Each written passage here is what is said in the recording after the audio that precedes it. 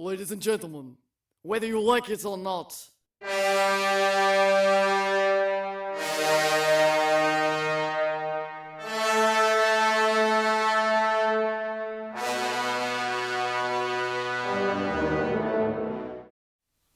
Greetings, gentle viewers! Apocalypse Part 2.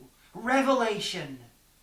If you're expecting a repeat of Apocalypse's perfect storm of dumbassery, low budget, no talent and stock footage, then you're going to be a little bit disappointed. Parts 2, 3 and 4 of the Apocalypse Quadrilogy are all markedly better than their progenitor. But that doesn't mean that they're good. Look at it this way, Apocalypse is like being buried up to your neck in shit. You're extremely fucked, but eventually the fumes get you so fucking high that on some level you have fun with it. The other films are like being buried up to your waist in shit. What's going on is a little bit less bad, but it still involves a lot of shit. And there's not enough fumes to get you high enough to enjoy it. I hope you enjoyed that. I had to conduct many experiments to make sure that those analogies worked. Mistress, 3 of the League of Freedom are still alive in the shithouse, and they won't stop screaming. Will we let them go? No. Add more shit. I have an idea for an analogy about Police Academy 7. And not one of them would have noticed that this film has the exact same font as Dogma. After the obligatory captions which reveal that this film takes place 3 months after the events of Apocalypse, we open on more sad-looking children's bedrooms than a fuck-ton of Lifetime movies. And speaking of Lifetime movies, Jeff Fahey is obsessively watching footage of his raptured wife and child. And then it's interrupted by a dream, showing flashbacks to their relationship. It was clearly a happy marriage, marred however by Jeff Fahey's horrific wish to not go to church. We don't need church to make us a family, all right? The bastard! Clearly he needs a redemptive storyline. Fahey's storyline is that he's searching for information about what exactly happened to his wife and child, and to do it he's pretty much a policeman working for the Antichrist. Makes perfect sense, especially considering he has video footage of the rapture actually happening to his daughter. And he's chosen to work for the guy who's convinced the entire world that he caused the rapture. And he never brings up his questions to his superiors, or seems to read the Antichrist's explanation. In fact, the guy seems to have no idea that in the last movie the Antichrist claimed to be the cause of the fucking rapture. He thinks it's all some huge mystery, even though his boss, the man worshipped by the whole world, has taken responsibility for it. Live on television, several times. When there is a massive mystery afoot, how exactly the Antichrist transformed from this guy in the first movie into this guy? And if the Antichrist can change his shape at will, then why the fuck did he choose that one? So in the 3 months since the rapture, the entire world has literally become one. One nation Earth. Underneath the Antichrist. How? Fuck knows. Anyway, Jeff Fahey tours a bombed out school bus and goes to the location of their prime suspects. Christians, aka haters. Though it would be nice to know how school kids managed to get themselves killed when they were all raptured 3 months ago. Orders are to terminate. No prisoners, no dialogue. Are all radios possessed by the ghost of Peter Graves? Maybe it's a good thing all the kids were raptured. You ever seen a grown man naked? What's that? After my buddy Willie Spino gave me the tryout. Those things with computers that would blow your mind. Claims this thing could read human DNA through solid concrete. A. Bullshit. B. Human DNA is something that we leave everywhere we go and some places that we don't. Your ridiculous sci-fi device is pointless. Anyway, pointless or not, it leads them to the Christians. He has made me glad, he has made me glad. I will rejoice for he has made me glad. Clearly the Christians haven't quite got the hang of being underground yet. Not only have they not posted any sort of a lookout, but they're making as much noise as they can while they pray. If the Christians in the catacombs of ancient Rome worked that way, Constantine would have converted to Mithraism. And load them all into the truck and take them down to headquarters for questioning. What do you mean, take him down for questioning? Or just shoot him? Taking them down to headquarters. Don't fuck with me, soldier. I'm overriding orders from my superior here. You're all under arrest. Get your hands up. Nothing. Not even a knife. What do you expect? We're not criminals. I'm sorry, but if Christianity is a crime, then technically you are. That's how it works. So this woman, who's probably the second biggest recurring character in the series, and I don't even know her name, I'm not sure if that says more about me or the fact that most recurring characters in these films do fuck all compared to the big-name guest stars.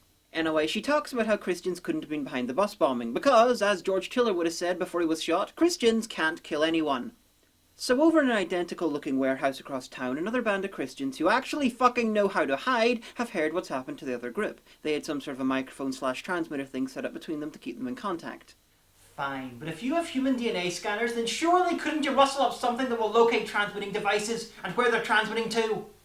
Oh, and in case you recognize the blonde woman, yes, it's Helen Hannah. Escaped from the bad guys sometime after Apocalypse in a feat of daring do that's so impressive that they couldn't possibly have filmed it. So mind-blowing that they couldn't even explain how it happened.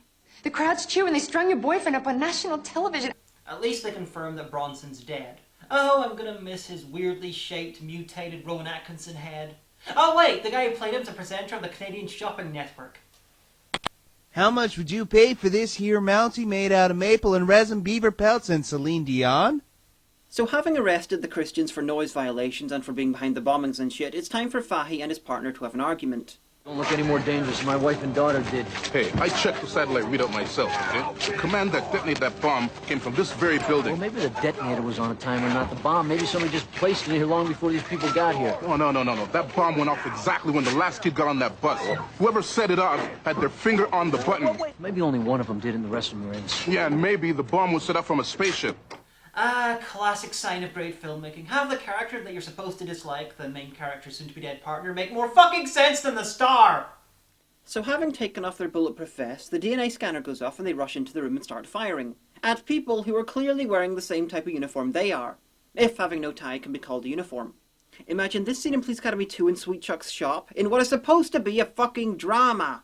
Fahey finds the man he's just shot's badge, and instead of screaming to his partner and the other guy that they're on the same side and they were all dumbasses, he instead sneaks up behind the other guy and knocks him out.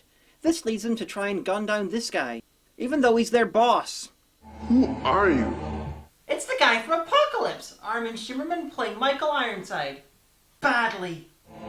I am a servant of the Messiah. I'm here to help rid the world of anyone and everyone who stands in his way. And now, gentlemen, that includes you. Wait a second. Look at this, he shoots twice and they both get shot by both bullets. What the fuck is that? Sympathy pains. So having survived about 10 bullets in him without a scratch, he walks out through the wall. I don't know if I should put this down to his new Gestapo chic uniform, or that he was being protected by the Antichrist. Oh, what the hell, I'll go for Antichrist, because that'll let me get good and worked up every single fucking time he doesn't use his powers to warp reality when it'll be useful. Of course, being so quick to walk off looking awesome in his new black coat means that not Michael Ironside didn't even check that he killed both the guys. Usually that's okay, because guys in sweet trench coats are usually great shots in movies, but this guy, until about 2 months ago, was an executive in a TV news channel. And he wasn't even good at that.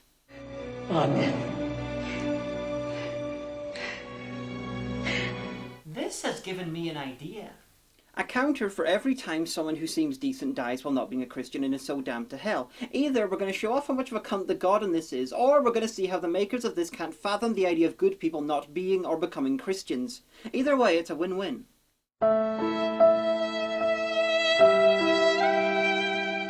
One is the loneliest number that you'll ever do. At the one headquarters, the Christians are being led to the cells. Now, the police guys were ordered to kill them, but didn't because of Jeff Fahey. But what the fuck did he think would happen to them when they got put into the cells? To put this simply, why the fuck isn't anyone killing them as per their usual orders? Or is the police headquarters in your fascist state the one place you don't want to shed blood? You don't know what you're doing. Exactly. If these guys had any brains, they'd realise that their boss doesn't take kindly to people disobeying orders. Okay, so back in the warehouse with the Christians, Jeff Fahey was handed a CD by the lead lady. A CD with something important on it for some reason. It's almost as though he had redemptive main character in a shit movie pinned onto his shirt. The CD contains details about something called the Day of Wonders, which is happening in 72 hours, and he takes it to this guy, the best thing in any of these movies. A very amusing jackass computer expert with a pet dog and a penchant for video games. Who are you? Thorold Stone, friend of Nid's. Stone? A friend of Nid's, are you? That's funny, because I heard you killed him. I'm sure that's not the only lie you heard today. Yeah. And what makes you think I'm going to believe you? Because I need your help. And my gun's real. It's a good point. He's called Willie, and you are all going to love him. Or else. Willie was a friend of Fahey's dead partner, Nid's. And I didn't mention this earlier, but Fahey's character is called Thorold, because Cloud 10, it seems, cannot give men normal names. Anyway, Fahey was blamed for the death of his partner. But weirdly, not for killing the guy that he actually killed. And I'm sorry to go back to this, but if the police had just killed the Christians, and they could have claimed that they were all good citizens and Jeff Fahey had killed them too. But I suppose if they'd killed all the Christians, we couldn't have had this scene. Oh, she's just a child! Oh, not for long. Take a shot. Back at Willie's, he's having real trouble wrapping his mind around the fact that the terrorist bombings have actually been the work of the Antichrist guys. Why? One nation Earth has always been completely dedicated to peace and unity. Always been dedicated? You can't say that in a company that's less than a year old. Fahey gives Willie the CD, and because it's the 1990s, the Day of Wonders is all about virtual reality. Oh, wait, Jeff Fahey in virtual reality? Not again. I am God here. So even though Apocalypse was set in a technologically real world, this one's got crazy sci-fi tech like DNA scanners and fully functional virtual reality. Either these things were around beforehand and just never mentioned for some reason, or they were invented, patented, and begun being used in the 3 months since the last movie. Neither of these possibilities make any fucking sense. Oh, and they can do all that, and yet flat-screen monitors are somehow beyond them. So having introduced another piece of silly sci-fi, it's time to bring up yet more questions about how this world is being run, because a postman arrives with a package for Willie, a special VR headset for the Day of Wonders. By this time tomorrow, every man, woman, and child on the planet will have a pair of these glasses. These things are being made and given out to every single person on the planet. Within 3 months, they have possibly invented this tech, released it, and made 6 billion units which are just being handed out for free. Hello, Asia, Australia, and South America. This is the Antichrist. I've just bankrupted you. You can thank me later. So, in a stunning effort to try and discover what's going to be broadcast to these special VR helmets on the Day of Wonders, Willie and Fahey first of all try and fail to hack them. Fair enough, but then they decide just to phone the bad guys. Stay right there. We'll send some men down to talk to you. Well, what are you waiting for? Follow that signal and kill them. I don't really know if he was trying to turn Fahey in, or if he just felt like phoning. Either of these are just below the Darien scheme in the list of stupid fucking ideas. Anyway, they team up with Helen Hannah's team of Christians, who they find because Willie's her brother-in-law and he can smell her or something. The only way we're gonna find any answers is if we can break into the O&E computer system. Or find that disc, and who knows where that could be. I do. Jake, no, stop! It's okay! Willie! Oh. So having barely escaped being shot, Willie starts to flirt with the blind member of the group. Yeah, well, I didn't work my way to the top of the food chain to sit around chewing on a cucumber. Oh, well, that explains a lot. Vegetables are brain food. Ooh. She's not only gorgeous, but she's rude and sarcastic, too. It's love at first snark. Helen tries to convince Fahey to join them. It's the usual dialogue from scenes of a believer and a non-believer written by someone with an agenda. AKA, it's painful. My mind wandered a bit and I started wondering, what's going on with the devoted followers of other religions who haven't accepted the Antichrist? It's not the quote-unquote reality of the God that's the cause of the persecution of the Christians, but their refusal to join with the Antichrist religion. But we never hear about other religions being persecuted, and somehow I find it very hard to believe that the Hindu Vivatis would be very happy following the Antichrist-shaped dipshit. What's this? You wrote this for just such an occasion. Oh. Dear Hagan, if you are reading this, you have forgotten the people who wrote this are simple-minded, paranoid fuckwits. Oh yeah. Anyway, somehow they break into the VR program, and yes, it's as impressive as you'd expect. Whoa! Yeah, nice look. Clearly, this is much more advanced than the beach scene we saw earlier. You can't see it, but just off screen, Emmanuel has a bunch of pedestals with naked men standing on it. And being the only professional around, Willie is left to try and figure out what the fuck is going on with the White Room. What can I do to help, Willie? You know what, sis? I think maybe you better just leave this one to the professionals, okay? Professionals built the Titanic. Amateurs built the Ark. I built a fort! While Willie works/borderline sexually harasses the blind woman, Helen and Fahey keep talking. This time about faith, and evidence, and God. Why don't you ask him to do something, Helen, to give me some proof, like maybe turn the page of this book or knock that glass of water over. Well, if you did that, you wouldn't need much in the way of faith, would you? Just a thought, but if evidence destroys faith and you need faith, then what happens after you are dead and in heaven and you have evidence for God's existence? Either the rules change for some arbitrary reason, or the faith/evidence line is a cop-out from someone who knows that they can't logically justify their belief. Now, if I was God, which I am, I would announce it on a silly little internet review show. Which I did, because it was fun. With the God of this movie, he wants stuff, but he won't tell you. He exists, but he won't prove it, and you have to rely on your own feelings to try and work out what he wants. You are essentially having a love affair with someone you've never even had contact with, so you can't even be sure they'd like to have that sort of relationship with you. If you do that with real people, that's called stalking.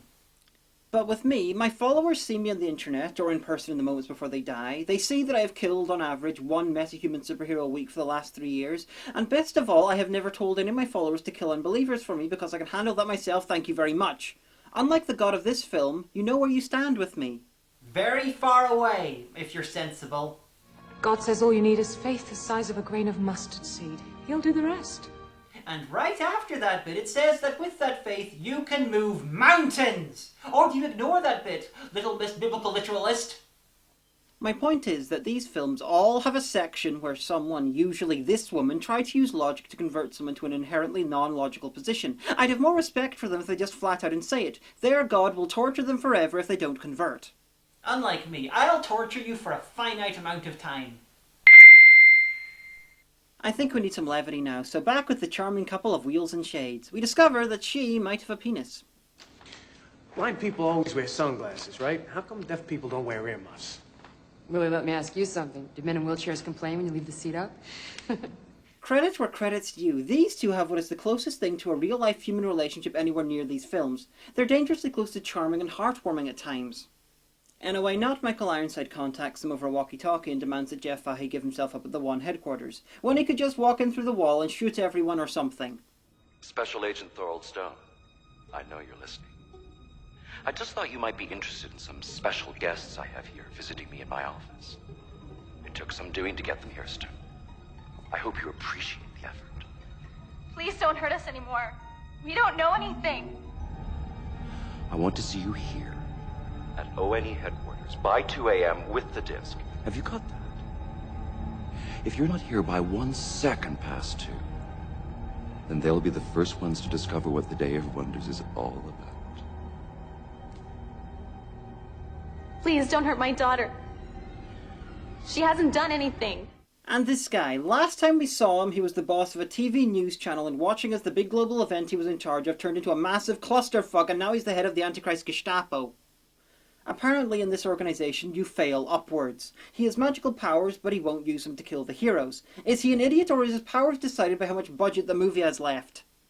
Did the Antichrist give him those powers for his own use? If so, how? Does he need to request certain powers at certain times depending on what he's planning to do? If so, how? And what would the application form look like? And lastly, why the fuck was he at the warehouse at the start of the movie anyway? Because of the reason. Another one bites the dust. So Fahey decides to infiltrate the villain's headquarters. I really don't know if he actually believed the conversation on the walkie-talkie or not. And Willie finally manages to get the whole Day of Wonders program working, because you see, the working program that he managed to get working earlier wasn't in fact the full working program that he just managed to get working. Try to keep up. So what's in the fully completed program? Well, it's the same fucking white room, but with a friendly-looking Illuminati guillotine. And as per usual when the Illuminati are involved... What? My God. What? Oh my God, I can't believe it. This is impossible! As you can see, injuries follow you out of the program. When you die in the game, you die for real. Ergo, they just hacked into the Matrix Vista. Meanwhile, in what should be a completely different film, some Satanists are burning an upside-down cross for some reason. I know the makers of this probably don't care, but the upside-down cross is actually the symbol of St. Peter, not Satan. Let each man see his heart's desire. Let the day begin.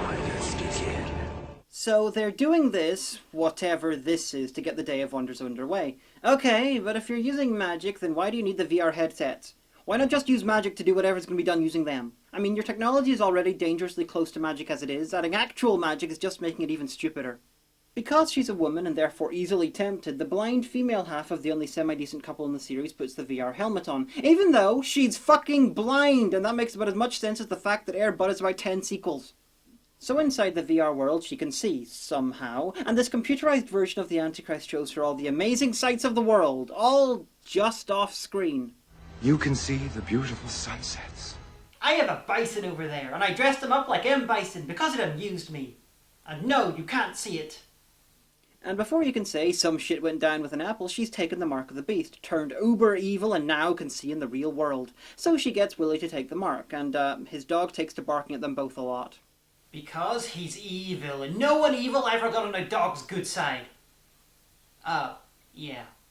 What we have here are two regular people with disabilities who are offered the chance to get physically healed, or they can die. This is supposed to show the insidious evil of Satan, but frankly it comes across more like God's a dick. He made them disabled, he didn't cure them, and then if they don't choose death for him, they're gonna get tortured forever. Of course, the makers of this can't have the chance of the audience thinking like that, so they're both suddenly card-carrying, happy-as-fuck villains. There is no grey here. They could have had these two being basically good, but were deceived into thinking that they have to do the Antichrist's work for the better of humanity. But no!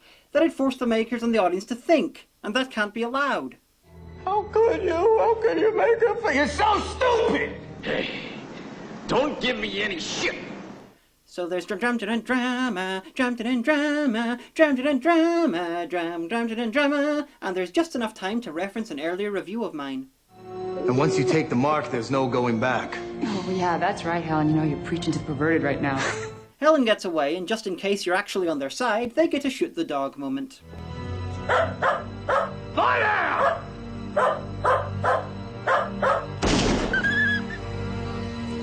Good doggy. And with that, just degenerate into cartoonish supervillainy. From here on out, it's a race against time. People from all over the world are putting on the VR helmet and taking the mark of the beast. If they're going to save the souls of billions, they have to work quickly and destroy the magical program at its source. So naturally, there's just enough time for Jeff Fahey to go and hang out in VR. Possibly for old time's sake. Welcome to the Day of Wonders, Thorlstone. Of course, one place you don't want to fuck with Jeff Fahey is in virtual reality, so he manages to get out again without taking the number of the beast. Of course, they threaten him with a guillotining, and I wonder, if physical injuries become real on their body, then would his head just fall off? Because that'd be hilarious. Almost as hilarious as the Antichrist's efforts to be scary. Not even your God can save you. He already is.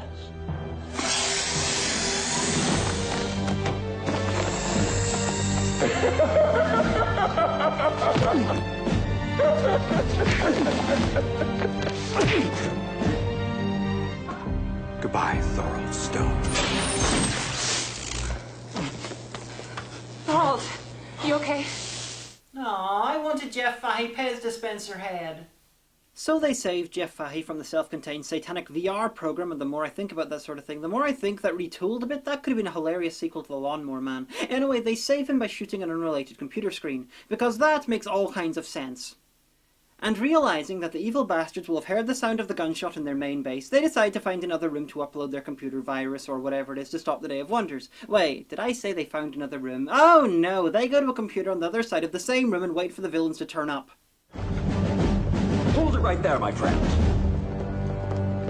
Looks like we got here just in time. So the heroes end up inside the industrial-strength ovens that all offices are famous for and meet the Christians captured earlier. Even the ones that were killed. Weird. So suddenly bullets are passé and it's time for an oven-based sing-along.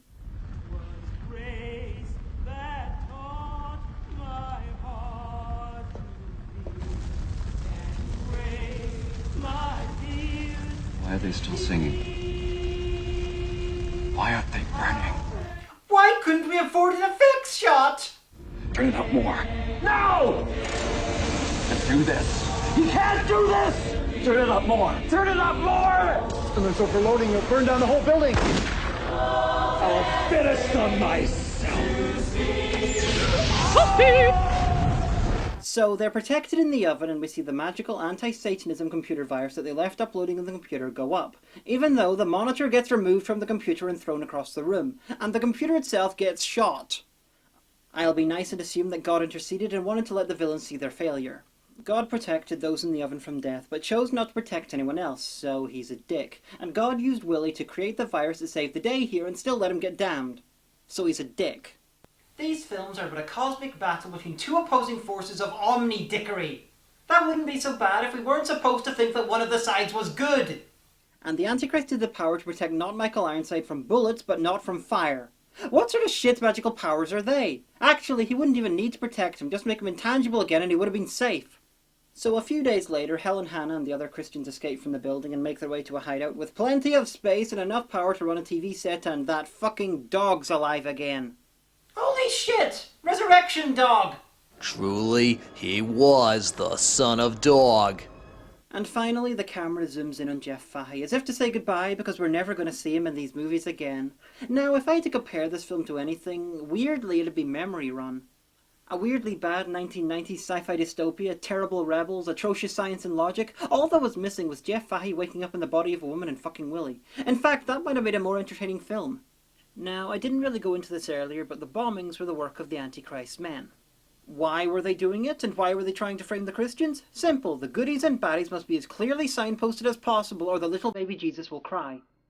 This film is subtler with its stupidity than Apocalypse. It sometimes forces you to think before you realise just how fucking dumb it is.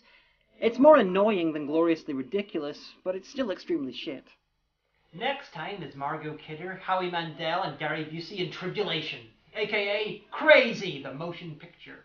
I'm the Amanda Hagan, and I have to live with that every day.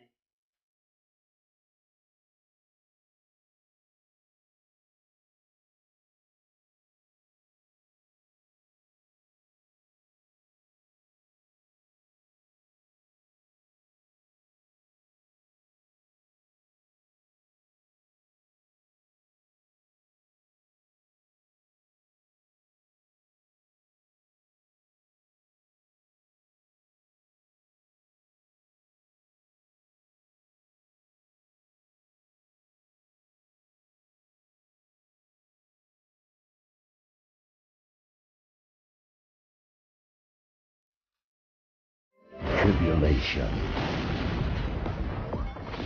Prepare for the future. Escape the great tribulation. Prepare to believe. I'm going home. Tribulation. You know it's faith when it's all you have left.